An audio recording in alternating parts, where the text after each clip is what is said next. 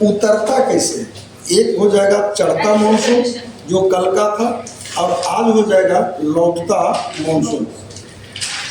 तो अभी monsoon chapter को जो समझाए थे उसको एक बार फिर तुम लोग सही तौर पे दाएं दाएं समझ लो, पूरी की पूरी बात समझ में आ जाएगा। देखो, इंडिया 8 डिग्री 4 मिनट से शुरू है, लास्ट करता है 37 डिग्री 6 मिनट पर। कर्क रेखा इसको बीचों बीच क्या कर रहा है? काट रहा है। दूसरा चीज, यहाँ पर कितना डिग्री आ गया नीचे? 8 डिग्री 4 मिनट हुआ। इसका मतलब हो गया कि इंडिया 0 डिग्री से 8 डिग्री 4 मिनट अप है। अब जो आती है बात, यहाँ पर कौन सागर हो गया? अरब सागर। ये हो गया बंगाल की खाड़ी, ये आ गया हिंद महासागर। तो बदलाव इसके नीचे टोटल एरिया में पानी का एरिया है या नहीं? और दूसरा चीज दिमाग में रखना है कि जितना अधिक हवा पानी के एरिया से गुजरेगा उतना अधिक हवा में पानी की मात्रा बढ़ेगा। क्लियर है ये? हाँ। अब बनावट देखो, यहाँ से यहाँ तक एक पहाड़ है जिसको लोग हिमालय बोलता है। हिमालय का 3 रेंज है, ग्रेटर हिमालय, लघु या मध्य हिमालय, और एक आ गया शिवालिक श्रेणी। यहाँ पर बर्मा में एक पहाड़ है, पहाड़ का नाम क्या है? अरकाना। अरकाना, पहाड़ का नाम क्या हुआ? अरकाना। यहाँ पर एक पहाड़ आ गया जिसका नाम है अरावली। इस जगह पर आ गया पश्चिमी घाट पर्वत, ये हो गया पूर्वी घाट पर्वत, ये दोनों को जोड़ दिया नीलगिरी पर्वत, और यहाँ आ गया तुम्हारा अन्नामलाई की पहाड़ी। अब बतलाओ कि भारत के इस बनावट को कोई किसी कीमत पर चेंज कर पाएगा क्या? नहीं। सीधी सी बात है कि जून के महीने में मैक्सिमम गर्मी पड़ता है भारत में। जी सर। तो जो जून में मैक्सिमम गर्मी क्यों पड़ता है? क्योंकि सनलाइट की किरणें यहाँ डायरेक्ट पड़ती है। तो जब सनलाइट का किरण यहाँ पर डायरेक्ट पड़ेगा तब एक बात बतलाओ, यहाँ पर हल्का गर्मी होगा कि धुआंधार गर्मी होगा? जबरदस्त गर्मी होगा। और जब गर्मी ज़्यादा होगा, देखो दबाव समूह 2 होता है, एक को बोलते हैं निम्न वायु दाब और एक को बोलते हैं उच्च वायु दाब। निम्न वायु दाब को ठेठ में तोड़ दो आम बोलचाल में, निम्न का मतलब होता है कम, वायु का मतलब हवा, और दाब का मतलब हुआ दबाव डालना। तो निम्न वायु दाब का मतलब हो गया जहां हवा कम दबाव डालता हो। जहां हवा उसको क्या बोलेंगे? निम्न वायु दाब। जहां हवा दबाव ज्यादा डालेगा वो कहलाएगा उच्च वायु दाब। क्लियर कट बन रहा है? अब सवाल ये पैदा होता है कि हवा दबाव कम कब डालेगा? तो भैया हवा दबाव डालता है कौन चीज से? पानी से। तो हवा में नमी का अंश नहीं होगा तो मतलब किसी भी कीमत पर दबाव ज्यादा होगा। तो जहाँ की हवा गर्म होगी, एकदम 100 बात की एक बात दिमाग में बिठा लेना, जहाँ की हवा क्या होगी? गर्म होगी, वहाँ हमेशा निम्न वायु दाब होगा। क्लियर है? और जहाँ जाड़ा आएगा वहाँ उच्च वायु दाब होगा, हवा में नमी का अंश ज्यादा होगा। तो जून के महीने में अब दूसरा तुम लोगों को हम डिग्री का खेल सिखाए थे जो अद्भुत है और अद्वितीय किताब में मिलेगा नहीं। जून के महीने में सनलाइट यहाँ पड़ा, यहाँ से 0 डिग्री ई ऊपर का 23.5 डिग्री। गणित में सुविधा हो इसलिए 23 को कर दिए हम लोग आज 24। अब बतलाओ यहाँ से 0 डिग्री तक आने में क्या महीना? 3 माह। तो एक माह में 3 माह में क्या डिग्री दूरी तय किया? 24 डिग्री का। अरे 3 माह में 24 डिग्री, तो एक माह में 8 डिग्री। अब देखो 24 से नीचे जा रहा है 0 की, तो प्रत्येक माह 8 डिग्री घटेगा। तो जुलाई में हो जाएगा कितना डिग्री? 16 डिग्री। जुलाई में हो गया 16, अगस्त में हो गया 8 डिग्री, सितंबर में हो गया 0 डिग्री, अक्टूबर में नीचे का 8, नवंबर में नीचे का 16, दिसंबर में नीचे का 24। अब दिसंबर के बाद लाइट नीचे तो जाएगा नहीं, लाइट जाएगा तो ऊपर आएगा। तो जनवरी में हो गया 16 डिग्री, फरवरी में हो गया 8 डिग्री, मार्च में हो गया 0 डिग्री। क्लियर हो गया?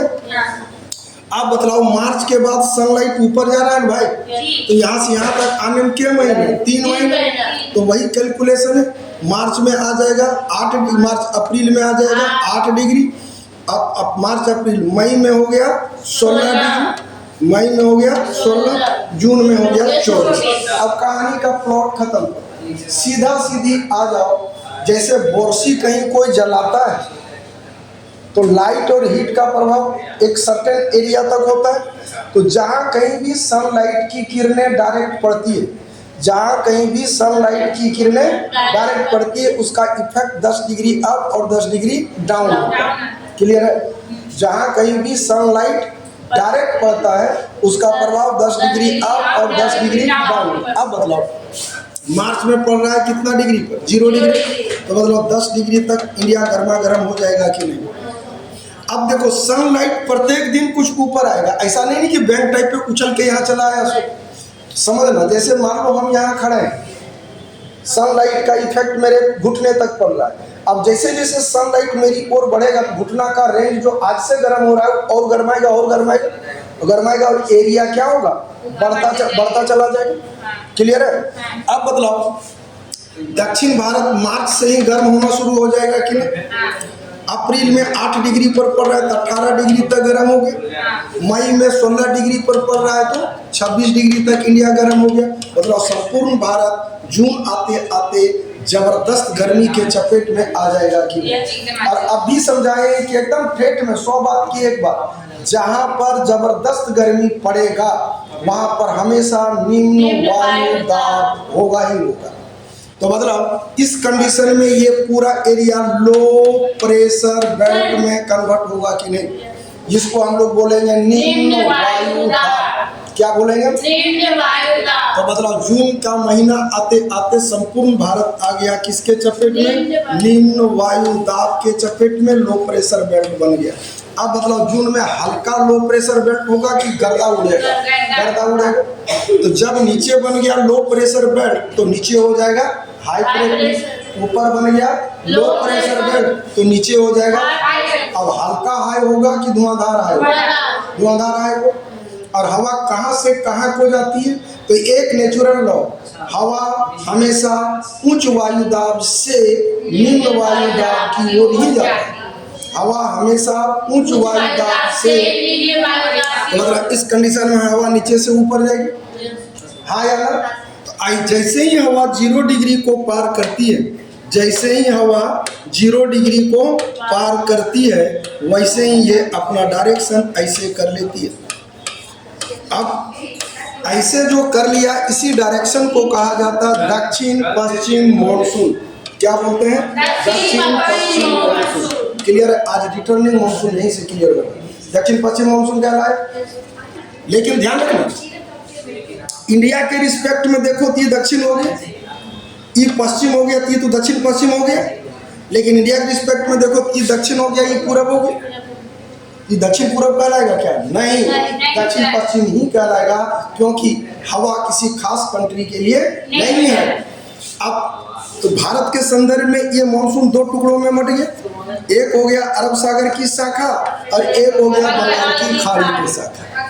क्लियर है? अरे यार, भारत का बनावट फिक्स है, सनलाइट में गर्मी की मात्रा फिक्स है, पानी की मात्रा सब कुछ फिक्स है। कब, कहाँ और कितना गर्मी पड़ेगा ये भी फिक्स होगा कि नहीं? हाँ। तो यही फिक्सेशन के कारण डेट निर्धारित होता है। 1 जून को मानसून ब्रेक कर जाता है। कहाँ पे? तो केरला में। देखो सबसे पहला स्टेप यही केरल ही होगा ना? हाँ या ना? इधर से एंट्री लेगा तो केरल लेगा। हाँ या ना? इधर वाला हवा तो इंडिया में एंट्री ले ही नहीं पाएगा। तो केरल में ब्रेक कर जाता है 1 जून को, झमाझम बारिश हो गई। अगर 1 जून से पहले बारिश हो गई तो वही कहलाता है कि इस साल मानसून समय से पहले आया। और 1 जून के बाद आया तो हो गया कि अब कैसे अनुमान लगाता है कि इस साल मानसून समय में होगा कि ज्यादा होगा? तो प्रत्येक दिन का टेम्परेचर दिखाता है कि नहीं टीवी में? आज का उच्चतम टेम्परेचर, आज का न्यूनतम टेम्परेचर क्या कांस्टेंट रहता है क्या? तो कितना एवरेज गर्मी पर कितना बारिश होता है ये कैलकुलेशन किया हुआ है। बात समझ में आया? तो एक बात मतलब पूरा खेला गर्मी पड़ने पर है। जितना अधिक गर्मी पड़ेगा, जितना अधिक गर्मी पड़ेगा उतना अधिक बारिश होगी। अब कैलकुलेशन फिक्स है कि इतना डिग्री एवरेज टेम्परेचर आएगा, कितना मिलीमीटर बारिश होगा, इतना डिग्री एवरेज होगा, कितना होगा। क्लियर है जी? उसके आधार पर गणितीय गणना लोग जारी कर देता है। पहले ही मौसम विभाग बता देगा मई में कि इस साल का मानसून कैसे रहने वाला है। ये समझ में आ गया? हाँ सर।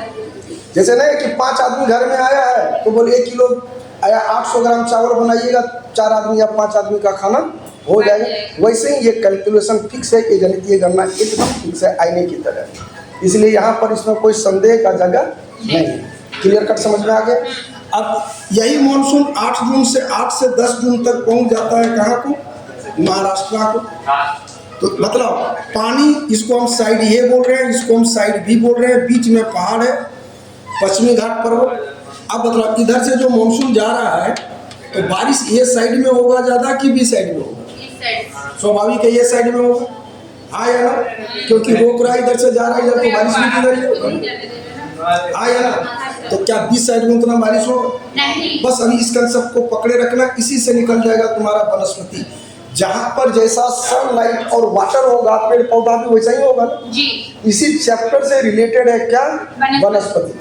अब ले लो बंगाल की खाड़ी की शाखा, इस शाखा देखो इधर की हवा जो गई इतना ही दूरी तक लिया पानी, लेकिन ये जो चलेगा ये गर्दा उड़ा के पानी एब्जॉर्ब करेगा ना, हाँ या ना? और यही टकराया किससे? अर्काना। किससे टकराया? किससे टकराया? अर्काना। अब इधर से इनकमिंग तो है लेकिन पहाड़ के कारण आउटगोइंग पूरा ब्लॉक है। और यहाँ पर हिमालय पहाड़ है, हिमालय पहाड़ है, स्वाभाविक है यहाँ से टकरा। और इधर निम्न वायु दाब का इलाका है, मैंने यहाँ खींचने के लिए तैयार है, वो रोकने के लिए तो जैसे ही रोकेगा घट से खींचेगा अंदर तो ई आ जाता है यहाँ पर। यही कारण है कि झमाझम बारिश हो जाती है। हिमालय पहाड़ बारिश को उसे जाने नहीं देता, नॉर्थ ईस्ट में जबरदस्त बारिश हो गई। यही मानसून 12 जून तक बिहार आ जाता है, 15 जून तक झारखंड आ जाता है, 20 से 25 जून तक यूपी आ जाता है, 30 जून तक मानसून पंजाब चला जाता है। लेकिन 25 जून के बाद 30 जून के बाद मतलब 21 जून अंतिम कट ऑफ डेट, 21 जून अंतिम कट ऑफ डेट है जो सनलाइट पड़ेगा 23:30 डिग्री। 21 जून के बाद तो लाइट को नीचे ही आना है, हाँ या ना? ये नीचे आना शुरू हो गया। जुलाई में आ जाएगा कितना डिग्री पर? 16 डिग्री पर। अगस्त में आ जाएगा 8 डिग्री पर। सितंबर में आ गया 0 डिग्री। अब बताओ जो सनलाइट जून में यहाँ पड़ रहा, जुलाई में, अगस्त में, सितंबर में नीचे भाग रहा है कि नहीं? तो जैसे जैसे ये नीचे आएगा वैसे वैसे ही निम्न वायु दाब घटता जाएगा। अरे वर्षीय घसक गया तो स्वाभाविक है गर्मियों खत्म होगा। सितंबर अक्टूबर में नीचे का, नवंबर में नीचे का 16 बदलाव, दिसंबर आते आते तक ई एरिया गर्मा गर्म हो जाएगा कि नहीं? जबरदस्त गर्म हो जाएगा। नीचे आ गया कौन वायु दाब? निम्न वायु दाब। और ऊपर हो गया कौन वायु दाब? उच्च वायु दाब। क्लियर है? नीचे हो गया कौन वायु दाब और ऊपर क्या हो गया? ओके हो, हाँ या ना? अब जरा बतलाओ, यहाँ पर हिंदू कुश पर्वत है, यहाँ पर अब जरा समझना, वर्षी हो गया नीचे, सनलाइट पड़ रहा है नीचे, तो उससे जो जितना अधिक दूर होगा, जो जितना अधिक दूर होगा वहाँ पर उतना अधिक ठंडा पड़ेगा, क्योंकि सनलाइट तो नीचे पड़ रहा है। दिसंबर का महीना है, सनलाइट नीचे पड़ रहा है, तो यहाँ से जितना अधिक दूर भागेंगे, जितना अधिक दूर भागेंगे मतलब उतना अधिक ठंड पड़ेगा, हाँ या ना? आप जरा समझना, यहाँ पर देखो, यहाँ अरावली पर्वत है, हर जगह बारिश पहाड़ के कारण हुआ, लेकिन मानसून भी ऐसे एंट्री ले रहा है, अरावली भी यहाँ ऐसे है। अगर अरावली इस डिजाइन से ऐसे होता तो यहाँ पर भी बारिश होती। मतलब अरावली और मानसून दोनों एक दूसरे के समानांतर है। अरावली और मानसून दोनों एक दूसरे के समानांतर के कारण राजस्थान में बारिश नहीं हो पाता। ओके हो? तीसरा चीज यहाँ पर अब बतलाओ, यहाँ पर मान लो भूमध्य सागर है, काला सागर है, कैस्पियन सागर इस साइड पड़ेगा, ठीक है? अब मतलब ज़्यादा ठंडा कहाँ पड़ेगा? तो ज़्यादा ठंडा इस सब एरिया में पड़ेगा कि नहीं? अरे जो जितना ऊपर होगा ज़्यादा पड़ेगा। अब मतलब नीचे के लिए ई भी हाई प्रेशर बेल्ट हो गया ना, और इसके लिए नीचे के लिए ई भी हाई प्रेशर बेल्ट हो गया, तो ज़्यादा हाई ये होगा कि ये होगा? ऊपर वाला जो जितना ऊपर होगा उतना हाई होगा। लेकिन जरा समझना, इस हाई के लिए ये लो हो जाएगा ना। जैसे हम लोग को पार्टी में जाए, खटारा कार लेकर के जरा धकेल के स्टार्ट करें और सब वहाँ BMW लेकर के आए, तो मतलब उस रईसों की टीम में हम लोग गरीब कहलाएंगे कि नहीं? ध्यान रखना, नीचे भी हाई प्रेशर, नीचे है लो प्रेशर बेल्ट, यहाँ भी हाई प्रेशर बेल्ट, नीचे के लिए ई भी हाई, लेकिन इस हाई के लिए ई हाई हो जाएगा कि नहीं, और इस हाई के लिए ई लो हो जाएगा। वर्ड पर गौर करो, इस हाई के लिए ई, तो जो हवा को डायरेक्ट दंदना के नीचे आना था वो हवा नीचे डायरेक्ट नहीं आकर के ये हवा अपना रूप मोड़ लेती है, ऐसे आती है। अब बदलाव ऐसे आएगा, हवा में जो भी नमी होगा, जम्मू कश्मीर, हिमाचल, पंजाब, उत्तराखंड, इस सब में हवा में जो भी पानी होगा बर्फ के रूप में टपाटप गिर जाएगा कि नहीं। और वो हवा में पानी टपक गया, नीचे गिर गया, तो मतलब हवा में सिर्फ कनकनी रह गया कि नहीं, हाँ या ना, तो वही शीतलहरी चलना शुरू होता है। अब जरा गौर करो, पनिया सब गिर गया शीतलहरी के चपेट पे। अब देखो इधर से धकेल रहा है बारिश, यहाँ स्नोफॉल हो रहा है, ठंडी हवा इधर आ रहा है, और यही ठंडी हवा आके टकराता है किसमें, अरकाना, किसमें, अरकाना, और वही ठंडी हवा टकराने के बाद फिर रिटर्न बैक आता है इधर। क्यों? क्योंकि यहाँ अरकाना पहाड़, इधर से इनकमिंग तो है लेकिन आउटगोइंग रुका हुआ है।